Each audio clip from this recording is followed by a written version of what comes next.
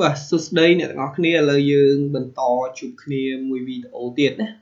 អញ្ចឹងនៅក្នុងវីដេអូនេះផងដែរគឺយើងឈានចូលដល់លំហាត់ទី13ណាសម្រាប់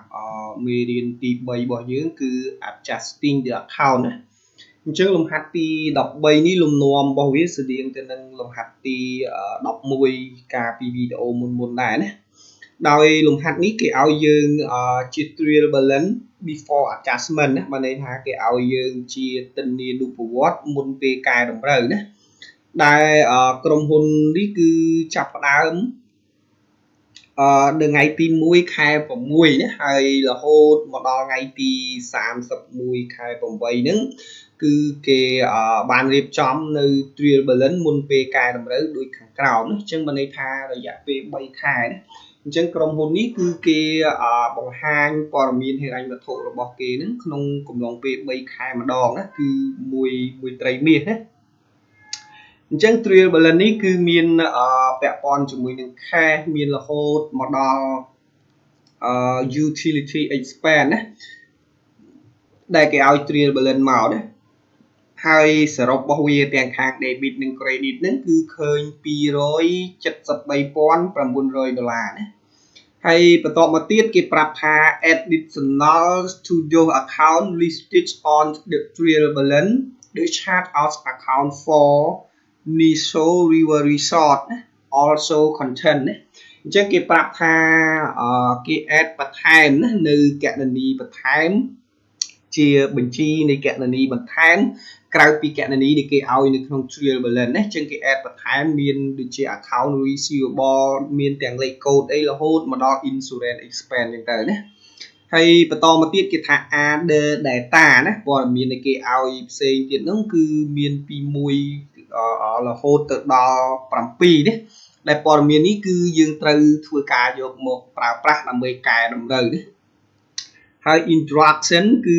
តម្រូវការរបស់គេទី1គឺគេឲ្យយើង journalize the adjusting entry on August ថ្ងៃទី31 for the 3 month period June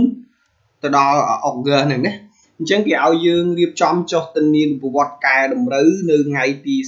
31ខែ August គឺខែ8ណាបាទចុងខែ8សម្រាប់រយៈពេល3ខែហើយគេរាប់ចាប់ពីថ្ងៃទី1ខែ6រហូតដល់ថ្ងៃទី31ខែ8ណាអញ្ចឹងមានរយៈពេល3ខែហ្នឹងគេឲ្យយើងរៀបចំចុះទិន្នានុប្រវត្តិកែតម្រូវណាបាទអញ្ចឹងនៅក្នុងវីដេអូនេះសម្រាប់សំណួរ B និង C ខ្ញុំនឹងបន្តទៅវីដេអូក្រោយហើយវីដេអូនេះខ្ញុំកែតែមួយសំណួរនឹងសិនណាបាទអញ្ចឹងតោះឥឡូវយើងចូលទៅដល់ចម្លើយដើម្បីរៀបចំចុះទិន្នានុប្រវត្តិកែតម្រូវមិនថាទិន្នានុប្រវត្តិអត់តកែតម្រូវទេយើងគូសចេញជាតារាងបែបនេះមកណាគឺមាន date មាន account title មាន PR ដែលជាលេខកូដគណនីហ្នឹងក៏ post reference លេខកូដយូររបស់យើងណាមាន debit and credit column ណាអញ្ចឹងយើងទៅមើលព័ត៌មានទី1ដែលគេឲ្យនេះណាគេថា insurance expense insurance expire at the rate of $400 per month ណាអញ្ចឹងកន្លែងនេះគេប្រាប់ថាធានារ៉ាប់រងត្រូវផុតកំណត់ណាក្នុងកម្រិត$400ក្នុងមួយខែប៉ុន្តែសួរតែយើងកែតម្រូវនេះសម្រាប់រយៈពេលប៉ុន្មានបាទរយៈពេល3ខែណាពីខែ6ដល់ខែ8អញ្ចឹងបើសិនយើងយកតែ$400នេះទៅចុះទិន្នានុប្រវត្តិគឺខុសណាអត់ត្រូវទេគឺត្រូវគុណនឹង3ដើម្បីឲ្យវាคล้ายទៅជា3ខែពួកគេប្រាប់ថា expire មួយខែ$400អញ្ចឹងយើងកែតម្រូវរយៈពេល3ខែគុណនឹង3ទៅគឺ$1,200ណាអញ្ចឹងដល់ពេលដែល insurance expire គឺយើងទទួលស្គាល់ទៅជា insurance expense ដែលណា insurance expense ដែលគេឲ្យបដិភាគជាមួយនឹង prepaid insurance ថយចុះណាអញ្ចឹងចំណាយកើនឡើងពពួក prepaid insurance ដែលជា asset ជាចំណាយបង់មុនរបស់យើងនឹងថយចុះណាអញ្ចឹងយើងចាប់ផ្ដើមកត់ត្រាប្រតិបត្តិការទី1មកគឺនៅថ្ងៃទី31 August គឺមាន insurance expense កើនឡើងណាដោយមានលេខកូដរបស់វាគឺ722ដែលគេឲ្យមកណាបាទអញ្ចឹងកើនឡើងនេះចំនួន$1,200ណារយៈកន្លែងនេះច្រឡំដាក់$400គឺដឹងតែខុសហើយណាបាទបដិភាគជាមួយនឹងអីគេជាមួយនឹង prepaid insurance ណាដែលវាមានលេខកូដគណនីគឺ130កើនឡើងថយចុះនៅខាង credit ចំនួន $1,200 ដូចគ្នាណាជាងចប់សម្រាប់ព័ត៌មានទី1ប៉ុន្តែកន្លែងនេះយើងប្រយ័ត្នប្រយែងណាសំណួរគេគឺគេឲ្យយើងកែតម្រូវសម្រាប់រយៈពេល3ខែណាហើយ3ខែនេះគឺព័ត៌មានគេឲ្យ1ខែអញ្ចឹងដើម្បីបាន3ខែយើងគុណនឹង3មកណាបាទតោះជាបន្តយើងចូលដល់ទី2គេប្រាប់ថា account of August ថ្ងៃទី31 show $600 of supply on hand អញ្ចឹងការរាប់នៅចុងគ្រានៅថ្ងៃទី31ហ្នឹងគឺឃើញថា supply ដែលនៅសល់ហ្នឹងមានចំនួនតែ$600ទេណាអញ្ចឹងដើម្បីយើងចង់ដឹងថាតើ supply របស់យើងនេះវាថយចុះអស់ប្រមាណដែលយើងត្រូវបានប្រើប្រាស់វានឹងវាអស់ប្រមាណដើម្បីយើងកែតម្រូវវាកាត់ supply ដែលប្រើនឹងទៅជាចំណាយព្រោះគេប្រាប់នេះមិនមែនប្រាប់អា supply ដែលប្រើទេប្រាប់អានៅសល់អញ្ចឹងដើម្បីយើងចង់រកអាប្រើឃើញតោះតែយើងដឹងអាដើមមកវាមានប្រមាណអញ្ចឹងយើងទៅមើលក្នុង trial balance របស់យើងខាងនេះអត់តន់ឃើញទេណាអញ្ចឹងយើងទៅមើល trial balance របស់យើងនៅខាងនេះណានេះ supply របស់យើងគឺមាន$3,300អញ្ចឹងយើងនៅសល់យើងទៅរាប់ឃើញតែ$600ទេអញ្ចឹងយើងដកមកគឺវានៅសល់$2,700ដែលជា supply ដែលយើងប្រើអញ្ចឹងកន្លែងនេះយើងអត់ចាំបាច់គុណនៃតទៀតទេព្រោះគេប្រាប់ថានៅចុងថ្ងៃទី31គឺ supply នៅសល់ប៉ុណ្ណឹងអញ្ចឹងមានន័យថាពីខែ6មកដល់ហ្នឹងគឺយើងប្រើអស់$2,700ណាអញ្ចឹងយើងចាប់ដើមកត់ត្រាមកគឺកើតឡើងនៅ supply expand នៅថ្ងៃទី31ដែលមានលេខកូដរបស់វា631កើនឡើងចំនួន$2,700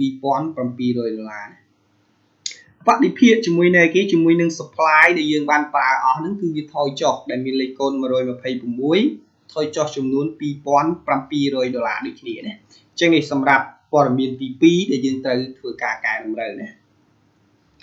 បាទជាបន្តអានេះក៏គេបន្លំយើងដែរជាប្រយ័ត្នកន្លែងនេះណាទី3គឺគេប្រាប់ថា annual depreciation is $6,000 on cottage and $2,400 on furniture ណាអញ្ចឹងគេប្រាប់ថា annual នេះគឺប្រចាំឆ្នាំណាបាទរំលោះប្រចាំឆ្នាំចំនួន$6,000សម្រាប់អីគេនេះសម្រាប់ cottage ហើយនឹង$2,400សម្រាប់ furniture អញ្ចឹងរំលោះដែលគេឲ្យនេះគឺមានរយៈពេលប្រហែលបាទមួយឆ្នាំណាយើងប្រយ័ត្នច្រឡំយកលេខនឹងទៅដាក់តែម្ដងគឺខុសហើយណាគេឲ្យមកគឺរំលោះប្រចាំឆ្នាំណា annual នឹងប្រចាំឆ្នាំប៉ុន្តែយើងធ្វើការកែតម្រូវនេះសម្រាប់ប្រហែលបាទសម្រាប់តែ3ខែទេអញ្ចឹងមួយឆ្នាំវាមានប្រហែលវាមាន12ខែអញ្ចឹងដើម្បីរក3ខែគឺយើងយកវាមកចែកនឹង4មកបាទយកតម្លៃរបស់វាសរុបនឹងចែកនឹង4មកយើងឃើញ3ខែដោយសារគេ3ខែវាមកត្រីមាសហើយមួយឆ្នាំហ្នឹងវាមាន4ត្រីមាសណាអញ្ចឹងយើងចែកនឹង4យកតែម្ដងក៏បានឬក៏យើងយកអាហ្នឹងចែកនឹង12គុណនឹង3វិញក៏បានដែរណាយើងធ្វើតាមមួយណាក៏បានដែរអញ្ចឹងវា$6,000យើងយកមកចែកនឹង4មកឃើញនៅសល់តែប្រហែលបាទចែកនឹង4មកឃើញនៅសល់តែបើចែកនឹង4នេះបាន1នៅសល់2ឃើញនៅសល់តែ$1,500ទេណាបាទ$1,500ក្នុងរយៈពេល3ខែណាអានេះដូចគ្នាដែរចែកនឹង4មក24ចែកនឹង4សល់តែ$600ទេណាបាទអញ្ចឹងយើងចែកបែបហ្នឹងបើសិនយើងអត់បានគិតដិតដល់ទេយើងយកតម្លៃនឹងទៅដាក់តែម្ដងគឺយើងកត់ត្រាខុសណាធ្វើការកែតម្រូវអត់បានត្រឹមត្រូវដែរណា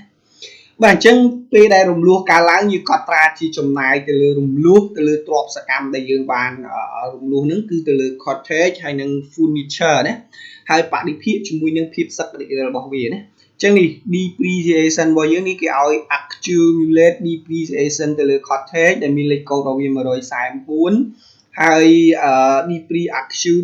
ទៅលើ furniture មានលេខកូដ150ហើយ depreciation ទៅលើ cottage មានលេខកូដ620 depreciation ទៅលើ furniture មានលេខកូដ621អញ្ចឹងយើងចាប់ផ្ដើមកត់ត្រាមកកើនឡើងនៅចំណាយទៅលើរំលោះថយចុះហើយក៏កើនឡើងនៅគេនៅការសក្តិរបស់វាដែលជា accumulate depreciation ណាបាទយើងកត់ត្រាមកនៅថ្ងៃទី31លើកទី3គឺ depreciation expand ទៅលើ cottage នេះមានលេខកូដ620កើនឡើងចំនួន$1,500ណាដោយសារយើងយក$6,000ចែកនឹង4ណាបាទហើយក៏មានការកើនឡើងទៅលើចំណាយលើ furniture ណា depreciation ទៅលើ furniture ដែលមានលេខកូដ621កើនឡើងចំនួន$600ណាមិនមែន$2,400ទេណាយើងយកវាមកចែកនឹង4ណាហើយ actual depre ទៅលើ cottage របស់យើងនេះក៏វាថោកកើនឡើងចំនួន$1,500 actually free ទៅលើ furniture ក៏កើនឡើងចំនួន$6,600 ណាអញ្ចឹងនេះការកត់ត្រារបស់យើងគឺមាន2ណានៅក្នុងថ្ងៃទី31លើកទី3ហ្នឹងណាគឺទី1កត់ត្រាទៅលើ cottage ហើយនិងទី2គឺកត់ត្រាទៅលើ furniture ណាបាទនេះព័ត៌មាននេះគឺយើងរៀងប្លែកតិចណាអញ្ចឹងពីមួយលំហាត់ទៅមួយលំហាត់វាល្បិចប្លែកតិចអញ្ចឹងណាបាទអញ្ចឹងតោះឥឡូវយើងបន្តចូលដល់ប្រតិបត្តិការជាបន្តគឺលើកទី4គេប្រាប់ថា unearned rent revenue out $4,100 was earned period to August ថ្ងៃទី31អញ្ចឹងអានេះព័ត៌មាននេះយើងអត់ចាំបាច់ធ្វើការចែកគុណអីទេដោយគេប្រាប់ថាចំណូលមិនទាន់សម្រេចទៅលើការជួលហ្នឹងគឺ$4,100ត្រូវបានរកបានក្នុងកំឡុងពេលរហូតមកដល់ថ្ងៃទី31ខែ8នេះអញ្ចឹងបើន័យថាតាំងពីថ្ងៃទី1ខែ6រហូតមកដល់ថ្ងៃទី31ខែ8អញ្ចឹង3ខែហ្នឹងតែម្ដងគឺចំណូលមិនទាន់សម្រេចរបស់យើងនេះគឺត្រូវបានคลายទៅជាចំណូលសម្រេចចំនួនប្រមាណបាទ$4,100អញ្ចឹងកន្លែងហ្នឹងវាធ្វើឲ្យកើនឡើងនៅ service revenue បរិភាគជាមួយនឹង rent revenue ណាដោយសាររបស់យើងនេះគឺប្រើ rent អញ្ចឹងយើងដាក់ rent នេះគេដែរណាអញ្ចឹង rent revenue បរិភាគជាមួយនឹងអីគេបាទជាមួយនឹង unearned rent revenue ណាអញ្ចឹងយើងចាប់ដើមធ្វើការកែតម្រូវមកបាទអញ្ចឹងកើនឡើងនៅគេបាទថយចុះណា unearned rent revenue នេះវាជាបំណុលវាកើននៅខាង credit ថយនៅខាង debit ណាដែលមានលេខកូដ208ចំនួនប្រមាណបាទ$4,100បរិភាគជាមួយនឹង rent revenue របស់យើងមានលេខកូដ429កើនឡើងនៅខាង credit ចំនួន$4,100ដូចគ្នាណាអញ្ចឹងចប់សម្រាប់ព័ត៌មានលើកទី4ណាបាទជាបន្តចូលដល់ទី5គឺគេប្រាប់ថា salary out $400 was unpaid at August ថ្ងៃទី31ណាប្រាក់ខែចំនួន$400គឺមិនទាន់បានទូទាត់ណានៅចុងថ្ងៃទី31នេះ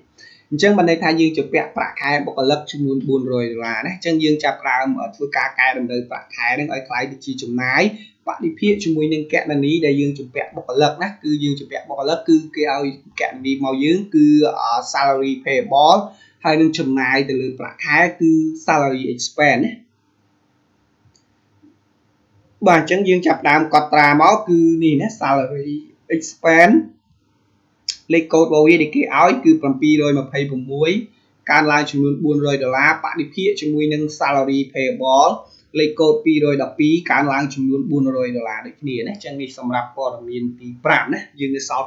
2ប្រតិបត្តិការទៀតណាគេប្រាប់ថាទី6គឺ rental out $1,000 was due from tenant at August ថ្ងៃទី31នេះអញ្ចឹងគេប្រាប់ថាថ្លៃឈ្នួលចំនួន$1,000គឺនៅ tenant ហ្នឹងអត់បានទូទាត់ឲ្យយើងមានន័យថាគេនៅជពាក់យើងហើយគេឲ្យយើងនៅចុងថ្ងៃទី31ខែ8នេះណាបាទហើយគេប្រាប់ថា use account receivable អញ្ចឹងកន្លែងហ្នឹងគេឲ្យប្រើប្រាស់ account receivable អញ្ចឹងកន្លែងនេះចំណូលដែលយើងរកបានមកហ្នឹងគឺយើងអត់ទាន់បានកត់ត្រាឬក៏យើងអត់ទាន់បានទូទាត់ពីគេមកណាអញ្ចឹងកន្លែងនេះគឺយើងបង្កចំណូលនឹងឲ្យកើតមានឡើងបរិភាគជាមួយនឹងគណនីដែលយើងត្រូវទទួលគឺ account receivable ដែលគេជពាក់យើងនេះណា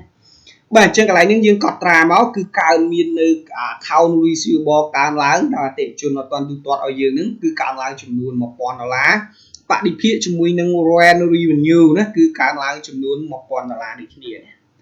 បាទយើងចូលទៅប្រតិបត្តិការចុងក្រោយគេប្រាប់ថា the mortgage ណាinterest rate is 9% per year ឬក៏ 9% per year the mortgage was taken out on August ថ្ងៃទី1នេះអញ្ចឹងកន្លែងនេះគេប្រាប់ថាបំណុលដែលយើងជពាក់គេហ្នឹងគឺវានៅកម្រិតអត្រាការប្រាក់ 9% ក្នុងមួយឆ្នាំហើយបំណុល mortgage ដែលយើងជពាក់គេហ្នឹងគឺនៅចាប់ផ្ដើមពីថ្ងៃទី1ខែ8មកណាអញ្ចឹងបើន័យថាតាមមួយខែនេះយើងរកបានតែមួយខែទេចិត្តច្រឡំកន្លែងនឹង3ខែណាដែលយើងចាប់ផ្ដើមជពាក់គេតាំងពីថ្ងៃទី1ខែ8អញ្ចឹងរហូតមកដល់ថ្ងៃទី31ហ្នឹងវាមានរយៈពេលតែមួយខែទេអញ្ចឹងដើម្បីចង់ដឹងថា mortgage របស់យើងជពាក់គេប្រមាណហើយយើងដើម្បីរកចំនួនអត្រាការប្រាក់ពួកយើងកន្លែងហ្នឹងយើងត្រូវបង្ក បង្ក interest payable ណាអត្រាការប្រាក់ដែលយើងជំពាក់គេបរិភាគជាមួយនឹង interest expense ដែលចំណាយការប្រាក់ដែលយើងបានយកលុយគេមកប្រើប្រាស់អស់រយៈពេលមួយខែហ្នឹងណាអញ្ចឹងដើម្បីរកអត្រាការប្រាក់យើងត្រូវដឹងថាតើទំហំបំណុល mortgage ដែលយើងជំពាក់គេនឹងចំនួនប្រមាណយើងយកវាមកគិតអត្រាការប្រាក់នេះយើងរកតាមមួយខែទេអញ្ចឹងយើងត្រូវយកគុណនឹង 9% ហើយចែកនឹង 12 ព្រោះនេះគឺមួយឆ្នាំវាមាន 12 ខែអញ្ចឹងដើម្បីរកមួយខែយើងចែកនឹង 12 នេះអញ្ចឹងយើងទៅមើលតាម mortgage របស់យើងជំពាក់គេចំនួនប្រមាណណានេះយើងជំពាក់គេទៅលើ mortgage $80,000ណាអញ្ចឹងយើងយក$80,000គុណនឹង 9% ចែកនឹង 12 មកគឺយើងកែតម្រូវមកនៅកន្លែងនេះគឺកើតមាននៅ interest expense ដែលលេខកូដរបស់វា718គឺកើនឡើងចំនួន$600ចឹងមួយខែយើងត្រូវបង់អត្រាការប្រាក់ឲ្យគេ$600យើងចំណាយទៅលើអត្រាការប្រាក់$600ប៉ុន្តែយើងអត់ទាន់បានបង់ឲ្យគេចឹងយើងបង្កចំណាយនឹងឲ្យកើតមាននៅចុងខែហ្នឹងដើម្បីយើងធ្វើការបិទបញ្ជីទូទាត់បញ្ជីនៅក្នុងក្រុមហ៊ុនរបស់យើងណាបាទហើយកើតមាននៅនេះ interest payable ណាជំពាក់ទៅលើអត្រាការប្រាក់ដែលយើងជំពាក់គេហ្នឹងដែលមានលេខកូដរបស់វា